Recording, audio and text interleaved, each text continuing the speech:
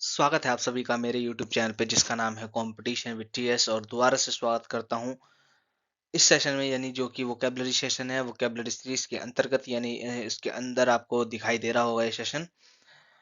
तो उम्मीद करता हूँ आई होप आपने पीछे के जितने भी सारे सेशंस हैं वो आपने कवर कर लिए होंगे क्योंकि मोस्ट इम्पोर्टेंट है आपके एग्जाम को से रिलेटेड बहुत ही इंपॉर्टेंट चीज़ें हैं।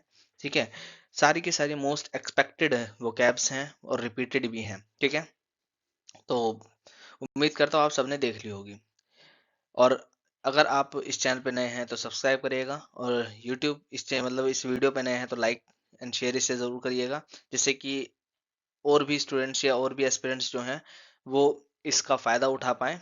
और क्या और मतलब इसके बेल आइकन यानी चैनल के बेल आइकन को भी प्रेस कर लेना, जिससे कि आने वाली जितनी वीडियोस हैं आपको सबसे पहले मिलती रहें और आप इनका बेनिफिट उठाते रहें। ठीक है, चलिए तो स्टार्ट करते हैं आज के सेशन को और देखते हैं आज के सेशन में क्या चीज नहीं है। ठीक है, तो स्टार्ट करते हैं आज के सेशन के। तो सबसे पहले आपको पता है हम वोकेबलरी वाला पार्ट डिस्कस करते हैं और वोकेबलरी वाले पार्ट को डिस्कस करते हैं। तो आज की जो फर्स्ट वोकैब है आपके सामने ये रही और this is candid. First vocab is candid. ठीक है, फर्स्ट वोकैब क्या है हमारी? कैंडिड है। ठीक है, फर्स्ट वोकैब क्या है? Candid. What is the meaning of candid? Candid का मतलब क्या होता है? इसके कैंडिड के मीनिंग को अगर समझने की कोशिश करें, ठीक है, अगर कैंडिड के मीनिंग को समझने की कोशिश करें, सबसे पहले इसके हिंदी मीनिंग को समझते हैं। इसका हिंदी मीनिंग क्या होता है? इसका हिंदी मीनिंग होता है निष्कपट।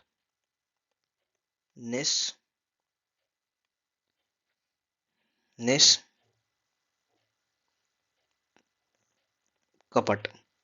निष्कपट। ठीक है, इसका हिंदी मीनिंग होता है निष्कपट। क्या होता है? निष्कपट। निष्कपट या फिर आप इसे कह सकते हैं स्पष्ट। क्या कह सकते हैं? स्पष्ट।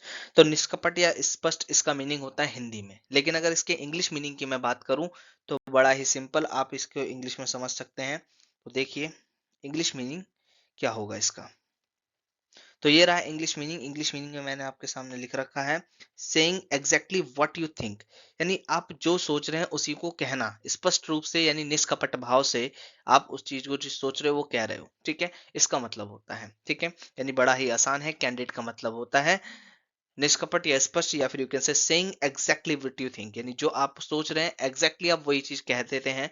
तो आप कैंडिड वर्ड को यूज कर सकते हैं वहां पर। ठीक है, चलिए इसके सिनोनिम्स और एंटोनिम्स को और देख लेते हैं। ठीक है, इसके सिनोनिम्स और एंटोनिम्स को देखते हैं। तो आपके सामने इसके ये रहे सिनोनिम्स। ठीक है, तो देखते हैं सिनोनिम्स का मतलब क्या होता है।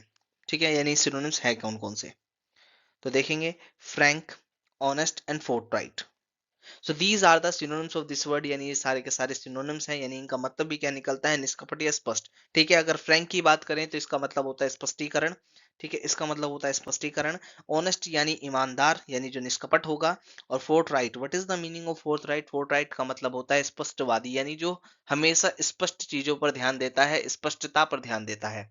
ठीक है, तो उम्मीद करता हूँ ये सारे सिनोनिम्स आपको समझ में आ गए होंगे। अब स्टार्ट करते हैं इसके एंटोनिम्स को। और एंटोनिम्स आपके सामने ये रहे। ठीक है, एंटोनिम्स को देखते हैं। Devious, what is the meaning of devious? Devious का मतलब होता है नॉट ऑनेस्ट, यानी चालबाज, जो ईमानदार नहीं होता चालबाज होता है। ठीक है, cunning, what is the meaning of cunning? Cunning का भी मतलब यही होता है नॉट ऑनेस्ट, यानी स्पष्ट नहीं कहेगा। निष्कपट यानी उसके अंदर कपट वाला भाव होगा, वो निष्कपट नहीं होगा। आर्टफुल यानी चालाक चतुर आप कह सकते हैं।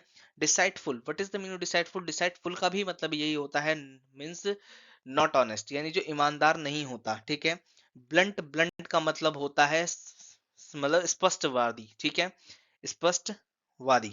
ठीक है, ठीक है, स्पष्टवादी यानी जो स्पष्ट स्पष्ट कहलाता है। ठीक है, जो एक हर एक चीज स्पष्ट कहता है। तो मैंने यहाँ पर एक मुझे गलती हुई, इस ब्लंट को स्पष्टवादी में यहाँ पे मतलब इसका सिनोनिम ये होना चाहिए था, तो इसको करेक्ट कर लेंगे। सिनोनिम है इसका, ठीक है ना, बाइज्ड। बाइज्ड का मतलब बात करते हैं, what is the meaning of biased? Biased का मतलब होता है पक्षपात पूर्ण। ठीक है, यानी जो स्पष्ट तरीके से बात करता है, तो ये भी हमारा सिनोनिम है। तो ये दो जो चीजें हैं, इन दोनों को आप सिनोनिम में ऐड कर लेंगे, बाकी ये सारे के सारे एंटोनिम्स हैं। ठीक है, तो मैंने आपको बता दिया, ये इधर ऊपर की जगह नीचे लिख चुके हैं, कोई दिक्कत नहीं है, हमें चीजें समझने से मतलब है, कोई भी चीज कहीं भी लिखी हो। ठीक है, हमें अगर सही समझ में आ रहा है तो वो हमारे लिए कुछ दिक्कत क्रिएट नहीं करेगी। ठीक है, चलिए तो स्टार्ट करते हैं अब इसको एग्जाम्पल के द्वारा समझने की। तो आपके सामने ये रहा इसका एग्जाम्पल। ठीक है, तो देखते हैं मैंने एग्जाम्पल किस तरीके से यूज किया है। Whatever you want to say, मतलब जो भी आप कहना चाहते हैं, that you will have to, whatever you want to say that you will have to say in a candid way in front of your father. यानी जो भी आप कहना चाहते हो आपको अपने फादर के सामने वो एकदम स्पष्ट रूप से कहना पड़ेगा, निष्कपट भाव से कहना पड़ेगा, ईमानदारी से कहना पड़ेगा। ठीक है, तो उम्मीद करता हूँ एग्जाम्पल समझ में आ गया होगा और बढ़िया तरीके से मजा भी आ गया होगा। ठीक है, पहला वर्ड समझते ही, पहला वर्ड ही मैंने बढ़िया तरीके से आपके सामने रखा। ठीक है, हर एक वर्ड का मीनिंग, हर एक वर्ड के सिनोनिम एंटोनिम मैं आपको बता रहा हूँ, यानी आपके साथ पूरी की पूरी 100% जो हार्ड वर्क है चल रहा है। यानी आपको भी अपना 100% देना है, मैं भी अपना 100% दे रहा हूँ। जब 200% तैयारी हो जाती है तो मान के चलिए सिलेक्शन कोई नहीं रोक सकता। ठीक है, सिलेक्शन कोई नहीं रोक सकता। चलिए तो स्टार्ट करते हैं नेक्स्ट वोकैब की। और नेक्स्ट वोकैब आपके सामने ये रही। तो जो नेक्स्ट वोकैब हम पढ़ने वाले हैं वो करने वाले हैं हम बैरन। क्या पढ़ने वाले हैं? Barren. What is the meaning of barren? Barren का अगर मैं बात करूं हिंदी मीनिंग निकलता है बांझ। क्या निकलता है? बांझ।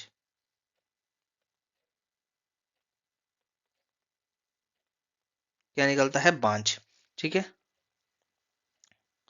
क्या निकलता है? बांझ। ठीक है, बांझ यानी जो कुछ चीज प्रोडक्शन नहीं कर सकता। ठीक है, जो किस चीज, कोई भी थिंग है जो किसी भी चीज का प्रोडक्शन नहीं कर सकता उसे बांझ कहते हैं। ठीक है, वो बैरन कहलाता है। ठीक है, बैरन का मतलब होता है जो प्रोडक्शन नहीं कर सकता। ठीक है, प्रोडक्शन ना करना, उत्पादन ना करना। ठीक है, ये तो हमने एक बार इसे इंग्लिश में, हिंदी में समझ लिया, एक बार इसे इंग्लिश में और समझ लेंगे तो हमारी दिक्कतें और भी ब- कम हो जाएंगी। तो ये रहा इसका इंग्लिश मीनिंग। तो इंग्लिश मीनिंग को एक बार देखेंगे। लिखा हुआ है यूज अबाउट द लैंड और सोइल, यानी लैंड और सोइल के लिए यूज किया जाता है।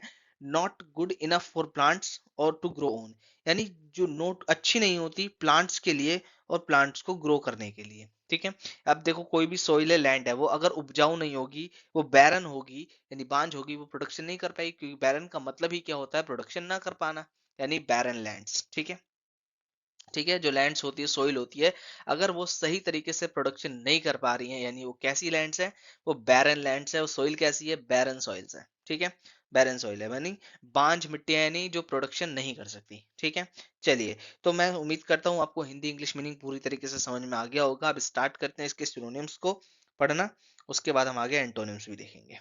ठीक है, तो ये रहे इसके सिनोनिम्स, एक बार देख लेंगे क्या होते हैं सिनोनिम्स के। अनप्रोडक्टिव, अनप्रोडक्टिव यानी जो प्रोडक्टिव, यानी जो प्रोडक्शन नहीं कर सकता वो अनप्रोडक्शन ही होगा। ठीक है, अनप्रोडक्टिव। इनफर्टिलिटी यानी बांझपन ही कहते हैं, यानी जो किसी चीज को जन्म नहीं दे सकता। Desolate, what is the meaning desolate? Desolate का मतलब होता है उजड़ा हुआ। इसका मतलब मैं लिख देता हूँ, इसका मतलब होता है उजड़ा। क्या होता है? उजड़ा। उजड़ा जब आपने देखा कुछ कोई किसी के सर पे बाल नहीं होता, कहते हैं ना उजड़ा चमन आया है। उजड़ा चमन, उजड़ा चमन यानी जिसके बाल नहीं है, जिसके बालों को ग्रोथ नहीं हो रही है, प्रोडक्शन नहीं हो रहा है। This is the meaning of this word. ठीक है, तो उम्मीद करता हूँ सिनोनिम्स समझ में आ गया होगा, पूरे का पूरे सारे के सारे सिनोनिम्स आपको समझ में आ गए होंगे। स्टार्ट करते हैं अब इसके एंटोनिम्स को देखना। ये रहे इसके एंटोनिम्स आपके सामने। तो एंटोनिम्स मैंने आपके सामने लिखा हुआ है फर्टाइल। ठीक है, फर्टाइल का मतलब होता है जो प्रोडक्शन कर सकता है, फर्टिलिटी। ठीक है, फर्टिलिटी यानी उत्पादकता। ठीक है, चलिए तो इसके पूरी तरीके से समझ में आ गया होगा, मैं मान के चलता हूँ, क्योंकि इसमें इतना बड़ा कोई इशू था नहीं जो ये समझ में ना आए। ठीक है, चलिए अब इसके एग्जाम्पल को थ्रू और समझ लेते हैं, फिर हमारा काम इस वर्ड के ऊपर भी फिनिश हो जाएगा। ठीक है, तो देखते हैं क्या लिखा हुआ है मैंने इसके example. We can not buy this land because, हम इस लैंड को यानी इस भूमि को नहीं खरीद सकते क्योंकि it is a barren for farmers, ये किसानों के लिए तो बैरन है, यानी किसानों के लिए बांझ है, यानी किसानों के लिए अभिशाप है, यानी किसान इस पे उत्पादन नहीं कर सकता क्योंकि ये इनफर्टाइल है ना, इनफर्टाइल लैंड है, यानी बैरन लैंड है। ठीक है, तो उम्मीद करता हूँ आपको ये वर्ड भी अच्छी तरीके से समझ में आ गया होगा। चलिए स्टार्ट करते हैं नेक्स्ट वर्ड को। तो थर्ड वर्ड आपके सामने ये रहा। Third word is genuine. ये सबको पता होता है। ठीक है, सबको पता होता है। इसके बस हम आपको जो याद करने की जरूरत पड़ेगी वो सिनोनिम्स और एंटोनिम्स याद करने पड़ेंगे। ठीक है, चलिए। तो थर्ड वर्ड इज जेन्युइन। ठीक है, थर्ड वर्ड इज जेन्युइन। देखते हैं जेन्युइन का मतलब क्या होता है। जेन्युइन का मतलब होता है, अगर हिंदी में बात करोगे तो वास्तविक। क्या होता है? वास्तविक। ठीक है, वास्तविक इसका मतलब निकलता है, यानी जो एकदम ट्रू हो, जो सच हो, रियल हो। ठीक है, this is the meaning of this word. ठीक है, चलिए एक बार इसके इंग्लिश में और देख लेते हैं, फिर हमें और बढ़िया तरीके से क्लियर हो जाएगा। ठीक है, तो देखिए इंग्लिश में मैंने क्या लिखा हुआ है, इसका मतलब सिंसियर और honest that can be trusted. यानी जो सिंसियर होता है, ऑनेस्ट ईमानदार होता है, और जिस पे ट्रस्ट किया जा सकता है, दैट इज जेन्युइन। ठीक है, सिंसियर का मतलब, ठीक है, सिंसियर का क्या मतलब होता है? सिंसियर का मतलब होता है एकदम वास्तविक और रियल। ठीक है, और ट्रू, सच्चा इंसान जो ईमानदारी से काम करे। आप कहते हो ना, आप मैं I am the senior sincere student, मैं सिंसियर स्टूडेंट हूँ, यानी मैं अपने प्रति ईमानदार हूँ, अपने पढ़ाई के प्रति ईमानदार हूँ। ठीक है, यानी जो ईमानदारी से हर एक काम को करता है, वो सिंसियर कहलाता है। ठीक है, तो सिंसियर और ऑनेस्ट, इसलिए मैंने यहाँ पे एक साथ लिखा हुआ है, sincere and honest that can be trusted, जिस पे ट्रस्ट किया जा सकता है, यानी वास्तविक और रियल यू कैन से। ठीक है, चलिए इसके सिनोनिम्स और एंटोनिम्स को और जान लेते हैं, जो कि हमारे लिए बहुत ही महत्वपूर्ण है, इंपॉर्टेंट है। तो ये रहे इसके सिनोनिम्स। तो देखिए, ओरिजिनल। अब देखो ओरिजिनल, आप किसी दुकान पे जाते हो कोई भी सामान लेने, आप उसको ओरिजिनल क्या कहते हैं? लैपटॉप लेने गए तो आप कहोगे ये कंपनी ओरिजिनल है या नहीं है, इसके अंदर जो सामान डला हुआ है, यानी जो भी प्रोडक्ट या फिर जो भी पार्ट यूज किया गया है, वो ओरिजिनल है, ओरिजिनल कंपनी का है या नहीं है। ठीक है, ऑथेंटिक भी इसका मतलब ये निकलता है कि एकदम ओरिजिनल, रियल, रियल और ट्रू। ठीक है, so these are the synonyms of this word. देखिए इन सिनोनिम्स को समझना इतना बड़ा मुश्किल बात नहीं है, हैवी टास्क नहीं, क्योंकि ये बहुत ही सिंपल है, आप इन्हें डेली लाइफ में भी यूज करते हैं। ठीक है, चलिए स्टार्ट करते हैं इसके एंटोनिम्स को समझने की। क्या कहते हैं इसके एंटोनिम्स? तो ये रहे इसके एंटोनिम्स। देखिए क्या कहते हैं एंटोनिम्स। फेक, यानी जो रियल नहीं होगा, नकली होगा। स्प्यूरियस, स्प्यूरियस का मतलब भी क्या होता है? नकली। क्या होता है? नकली होता है। ठीक है, और ड्यूबियस का मतलब क्या होता है? ड्यूबियस का मतलब होता है डाउटफुल। क्या होता है?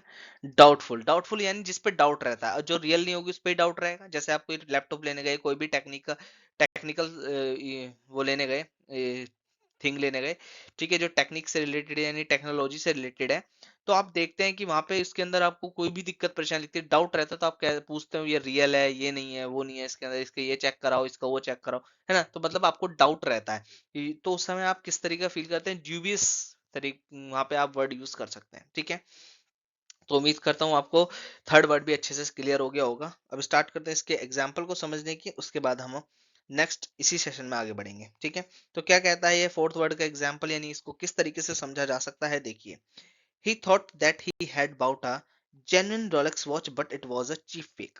यानी वो सोच रहा था कि जो उसने घड़ी खरीदी है वो जेन्युइन है, रोलेक्स वॉच जो उन्हें खरीदी है वो जेन्युइन है। क्या है? जेन्युइन। जेन्युइन को हाईलाइट करा हुआ है। ठीक है, जेन्युइन है यानी रियल है। लेकिन वो क्या थी? एकदम चीप थी, फेक थी, यानी सस्ती और नकली थी। ठीक है, सस्ती चीज हमेशा नकली होती है, इस बात को ध्यान रखना। ठीक है, चलिए उम्मीद करता हूं यहाँ तक की बात आपको क्लियर होगी। ठीक है, everything is clear till now. ठीक है, अगर कोई भी डाउट आता है, कमेंट सेक्शन खुला है, वहां पे जाके अपना डाउट टाइप करेंगे और मुझे सेंड कर देंगे। ठीक है, अगर कोई भी प्रॉब्लम होती है तो मैं वहां पे आपको सॉल्व करूंगा। और एक मात्र तरीका है आपका मेरे से कनेक्ट होने का, वो है कमेंट सेक्शन। ठीक है, आने वाले समय में इस कनेक्शन को मैं थोड़ा सा और अपने पास रखूंगा, यानी मैं और बढ़िया कर दूंगा, यानी आप मुझसे और बढ़िया तरीके से कनेक्ट हो सकते हैं।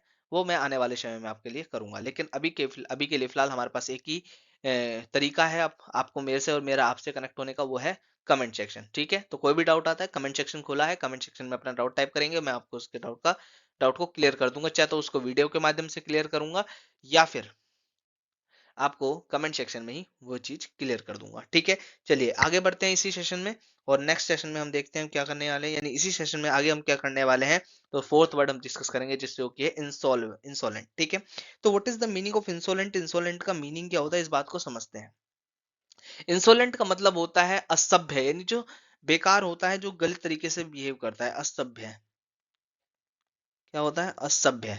ठीक है, असभ्य मतलब जो सभ्यता में नहीं रहता, जो जो संस्कार नहीं मानता, जो संस्कार नहीं जानता, संस्कारों के बारे में नहीं जानता, संस्कारों को नहीं मानता, ठीक है, तो असभ्य होता है, ठीक है, असभ्य होता है, क्या होता है, असभ्य होता है, ठीक है। उम्मीद करता हूँ ये हिंदी मीनिंग समझ में आ गया होगा, लेकिन जब तक इसके इंग्लिश को नहीं समझेंगे, इंग्लिश मजबूत नहीं होगी, हमें हर एक चीज को इंग्लिश में समझना बहुत जरूरी है, ठीक है। तो चलते हैं इसको इंग्लिश में समझते हैं। तो ये रहा इसका इंग्लिश मीनिंग। तो इसका मतलब अगर मैं आपको दिखाऊं तो लिखा हुआ है लैकिंग रिस्पेक्ट। क्या लिखा हुआ है, लैकिंग रिस्पेक्ट, यानी रिस्पेक्ट ना देना किसी को, रिस्पेक्ट की कमी होना किसी के अंदर, यानी किसी से मिलता है तो ना नमस्ते ना राम राम, मतलब व्यवहार उसका अलग तरीके का है। कहते हैं ना, बड़ों से मिलो तो उनके पैर छुओ, नमस्ते करो उनके, उनको क्या करो, उनको रिस्पेक्ट दो, ठीक है।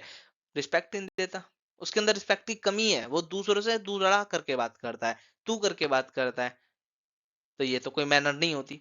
बड़ों से हमें अच्छे तरीके से सोच समझ के बात करनी चाहिए, लेकिन ऐसा उस कमी हमें देखने को मिलती है, जो पर्सन इंसोलेंट होता है, ठीक है, इंसोलेंट होता है, यानी जिसके अंदर रिस्पेक्ट की कमी होती है। चलिए इसके सिनोनिम्स को जान लेते हैं, बाकी हम बातें तो करते ही रहते हैं। तो सिनोनिम्स क्या हो सकते हैं, देखिए यहाँ पे लिखा हुआ है मैंने सिनोनिम्स। डिसरिस्पेक्टफुल यानी रिस्पेक्टफुल नहीं होगा वो, उसका जो मैनर होगा र्यूड होगा एकदम, ठीक है, बेकार, अच्छा नहीं लगेगा किसी को। अब जब रूड होगा, बोल्ड, बोल्ड कह के देखेंगे, यानी उसको बंदा वो क्या होगा, निडर होगा, किसी से नहीं डरता होगा, इसका मतलब हो गया निडर, ठीक है। बोल्ड का मतलब होता है निडर, यानी किसी से नहीं डरता होगा बंदा वो, ठीक है। बड़ा आ जाए तो नहीं डरना, छोटा आ जाए तो भी नहीं डरना, कोई उससे भी ज्यादा बड़े से भी बड़ा आ जाए तो भी नहीं डरना, ठीक है, यानी रिस्पेक्ट है ही नहीं, ठीक है, रिस्पेक्ट नाम की कोई चीज उसके अंदर नहीं है। चलिए आगे बढ़ते हैं, इसके सिनोनिम्स को देख लिया, अब बात करते हैं इसके एंटोनिम्स की, और एंटोनिम्स आपके सामने ये रहे, ठीक है। तो देखिए क्या कहते हैं एंटोनिम्स इसके, हम्बल, ठीक है, हम्बल, हम्बल का मतलब जो सिंपल रहता होगा, बड़ों की रिस्पेक्ट भी करता होगा, अपने आदर्श, अपने माता पिता के आदर्शों को भी को पे चलता होगा, और उसके वो सभ्य भी होगा, ठीक है, यानी सिंपल जो साधारण इंसान होता है ना, सबसे तमीज से बात करता है, सबको रिस्पेक्ट देता है, चाहे छोटा हो या बड़ा हो, ठीक है, चाहे चाहे लंबा हो या चौड़ा हो, है ना, सबको रिस्पेक्ट देता है। तो हम्बल का मतलब अगर मैं बात करूं तो होता है सिंपल, क्या होता है, सिंपल, ठीक है। चलिए नेक्स्ट है submissive. What is the meaning of submissive, submissive का मतलब क्या होता है, सबमिसिव का मतलब होता है आज्ञाकारी, जो आज्ञाकारी, यानी जो आज्ञा का पालन करता होगा। अब आज्ञा का पालन कौन करेगा, जो बड़ों की रिस्पेक्ट करता हो, जो सबकी रिस्पेक्ट करता हो, वो आज्ञा का पालन करेगा, वही तो आज्ञाकारी कहलाएगा, वही तो सबमिसिव कहलाएगा। चलिए नेक्स्ट है मैनर्ली। मैनर्ली तो आप जानते ही हैं, मैनरली का मतलब जो सही तरीके से बिहेव करता है उसी को हम मैनरली कहते हैं। कोशियस, ठीक है, what is the meaning of cautious, cautious का मतलब क्या होता है, तो इसका मतलब होता है शोइंग,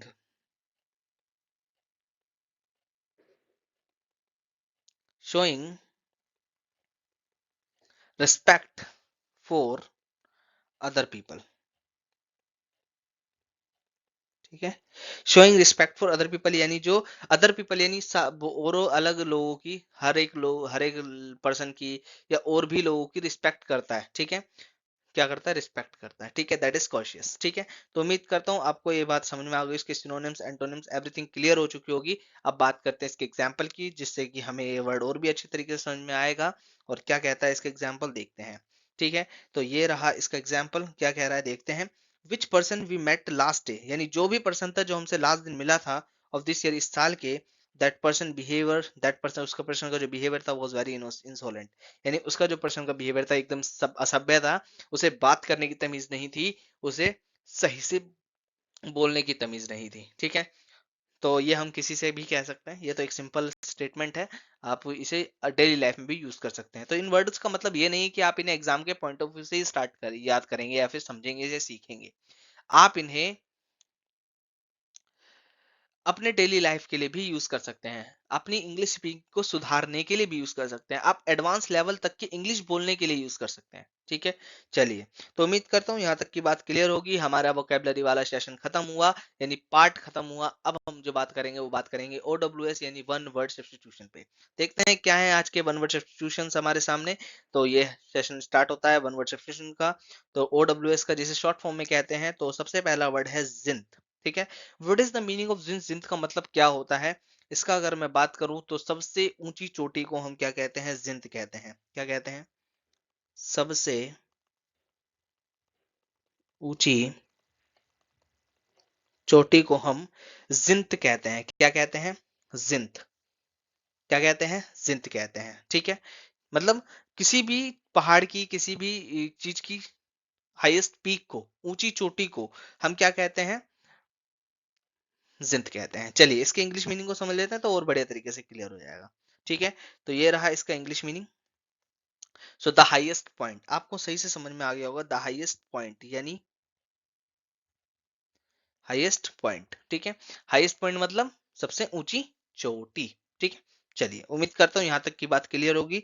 इसके एग्जाम्पल के और समझ लेते हैं, जैसे कि हमारे को ये चीज और क्लियर हो जाए। तो लिखा हुआ है मैंने यहाँ पे, देखेंगे। he want to climb zenith of the Mount Everest, यानी वह माउंट एवरेस्ट की सबसे ऊंची चोटी पर चढ़ना चाहता है।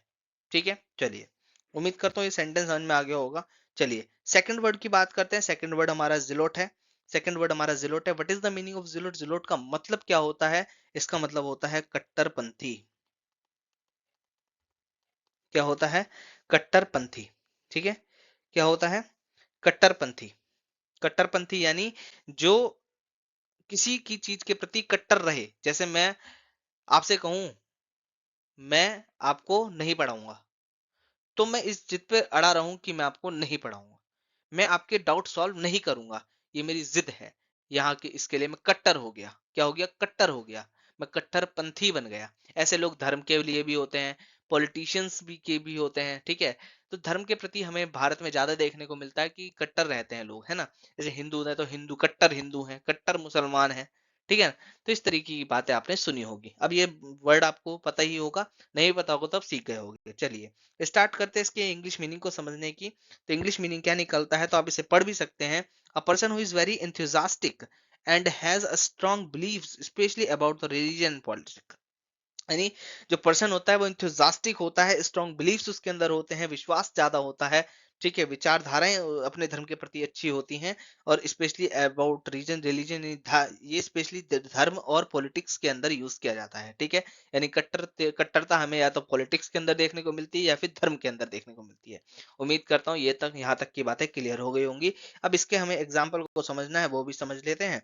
उसके बाद हमारा याला पार्ट भी खत्म हो जाएगा। ठीक है, तो ये रहा एग्जाम्पल। तो देखते हैं क्या लिखा है मैंने example. India has a common element, India में एक ये कॉमन तत्व है यानी समान तत्व है, जो कि रिलीजियस जेलोट्री है, यानी धार्मिक कट्टरता लोगों हमारे भारत में सबसे ज्यादा यानी कॉमन देखने को मिलती है। ठीक है, मुसलमान अपनी कट्टरता को दिखाता है, हिंदू अपनी कट्टरता को दिखाता है, बाकी तो धर्म सारे एक ही हैं, भगवान सारे एक ही हैं, सबको मानो जिसको मानते हो। ठीक है, सबके धर्म अच्छे हैं, बस धर्म को कभी इस तरीके से यूज नहीं करना चाहिए जो कि दूसरों के लिए परेशानियां खड़ी कर दे। ठीक है, हमें धर्म का पालन करना चाहिए, धर्म को समझना चाहिए, धर्म को सीखना चाहिए, लेकिन धर्म के प्रति ऐसी विचारधाराएं नहीं रखनी चाहिए जो कि आने वाले समय में या आने वाले लोगों को, पीढ़ियों को मुसीबत में डाल दे। ठीक है, हमें धर्म को अच्छे तरीके से समझना चाहिए। ठीक है, कोई भी धर्म बुरा नहीं होता। ठीक है ना, इस बात को ध्यान रखना है। तो ये था हमारा ओडब्ल्यूएस वाला पार्ट। स्टार्ट करते हैं अपने नेक्स्ट पार्ट को, जो कि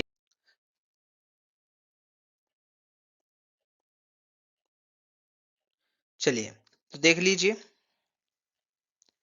इसको, क्वेश्चन नंबर फर्स्ट को। क्या कहता है क्वेश्चन नंबर फर्स्ट? तो देखिए इसमें हमारा कौन सी स्पेलिंग सही है, इस बात को देखते हैं। ठीक है, तो हमारे कौन कौन से स्पेलिंग गलत हैं वो देखते हैं। देखिए एरोगेंस गलत है, अपीयरेंस गलत है, अटेंडेंस गलत है। हमारा जो सही वर्ड है वो अबेंडेंस सही है। What is the meaning of abundance? प्रचुरता। इसका मतलब होता है प्रचुरता। ठीक है, इसका मतलब होता है प्रचुरता। ठीक है, क्या मतलब होता है? प्रचुरता। ठीक है, उम्मीद करता हूं ये सब चीजें समझ में आ गई होगी। ठीक है, अब इनके मीनिंग क्या होते हैं इस बात को समझते हैं। देखिए अटेंडेंस, इसमें ई की जगह अगर आप ए लगाते हो तो ये पूरा क्लियर हो जाएगा। अटेंडेंस का मतलब होता है हाजिरी। क्या होता है? हाजिरी। ठीक है, अब अपीयरेंस में डबल पी आता है, अपीयरेंस में लगा दोगे तो इसका मतलब होता है रूप रंग। ठीक है, और एक एरोगेंस में आप बात करो तो ई की जगह आप ए लगा दोगे तो इसका मतलब हो जाएगा घमंडी। ठीक है, यानी कंसाइटेड। ठीक है, चलिए क्वेश्चन नंबर 2 को देखते हैं। Select the correct spelt word, यानी आपको स्पेल्ट वर्ड, जो स्पेल्टिंग वर्ड है वो करेक्टली चूज करना है। तो देखते हैं कौन सा गलत है। तो ज्वेलरी कभी भी ऐसे नहीं लिखा जा सकता, डेफिनेशन ऐसे नहीं लिखा जाता, क्योंकि यहाँ पे एफ आई आता है। और एक्सेप्टेंस ए यहाँ पर आपको देखने को मिलेगा, यानी ये भी गलत है, ठीक है। तो scramble is a right option, scramble is a right option. Scramble का क्या मतलब होता है? स्क्रैम्बल का मतलब होता है स्ट्रगल। क्या होता है? स्ट्रगल इसका मतलब होता है। ज्वेलरी का जेवर और जवाहरात होता है, ठीक है। डेफिनेशन यानी किसी के डिटेल्स स्टेटमेंट आप कह सकते हैं, डिटेल्ड स्टेटमेंट,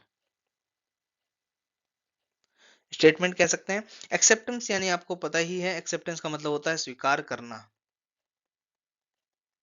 तो यहाँ पे गलत हो गया।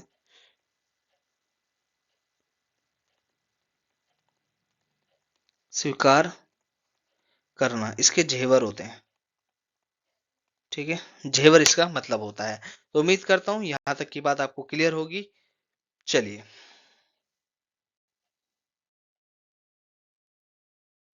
वेट करेंगे।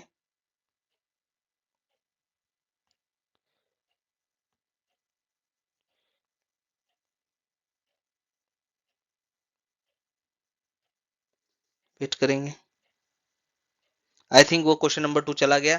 चलिए मैं क्वेश्चन नंबर 2 आपको नेक्स्ट क्लास में या फिर देखता हूँ, अभी कराने कराने पॉसिबल होगा तो मैं कराऊंगा। सबसे पहले हम इडियम्स एंड फ्रेजेस देख लेते हैं, उसके बाद देखेंगे वो कर सकते हैं या नहीं कर सकते, ठीक है। चलिए तो देखते हैं इडियम्स एंड फ्रेजेस को। तो इडियम्स एंड फ्रेजेस, सबसे पहले जो वर्ड है वो आपका है face the music. Face the music मतलब जो भी आपने करा है उसका भुगतना, यानी करे हुए को भुगतना, करे हुए को भुगतना। क्या होता है? करे हुए, जो भी आपने काम करा उसको भुगतना, ठीक है, उसको भुगतना। चलिए इसकी मीनिंग को आप जान लोगे तो उस बढ़िया तरीके से इसे समझ लोगे। तो लिखा हुआ एक्सेप्ट द ब्लेम, जो भी आपने काम करा उसको ब्लेम को एक्सेप्ट करना, यही आपका फेस द म्यूजिक कहलाता है, ठीक है। चलिए इसको एग्जाम्पल के थ्रू समझ लेते हैं, ठीक है, एग्जाम्पल के थ्रू समझ लेते हैं। तो इसका एग्जाम्पल ये रहा। क्या कहता है इसका example? Whatever you did, जो भी आपने करा है, you have to face the music, and जो भी आपने करा है आपको उसे भुगतना पड़ेगा, ठीक है। चलिए नेक्स्ट बात करते हैं नेक्स्ट फ्रेज की। नेक्स्ट फ्रेज क्या कहता है? तो once in the blue moon, what is the meaning of once in the blue moon? इसका मतलब होता है कभी कभार, कभी कभार, कभी कभार, ठीक है, कभी कभार, यानी नॉट रेगुलर, ठीक है, नॉट रेगुलर। चलिए नॉट रेगुलर, तो इसका इंग्लिश मीनिंग देख लेते हैं एक बार। तो ये रहा इसका इंग्लिश मीनिंग, रेयरली और इनफ्रिक्वेंटली। रेयरली यानी कभी कभार, इनफ्रिक्वेंटली यानी फ्रीक्वेंसी फ्रीक्वेंट नहीं होता एकदम, है ना, रेयरली होता है, कभी कभार, इसका मतलब यही निकलता है, ठीक है। चलिए इसके एग्जाम्पल के थ्रू वो समझ लेते हैं, हमारा ये सेशन एंड हो जाएगा, और हमें अभी एक क्वेश्चन देखते हैं, वो अगर हो सका तो उसे मैं करवाता हूँ, ठीक है। तो देखते हैं क्या है इसका मतलब।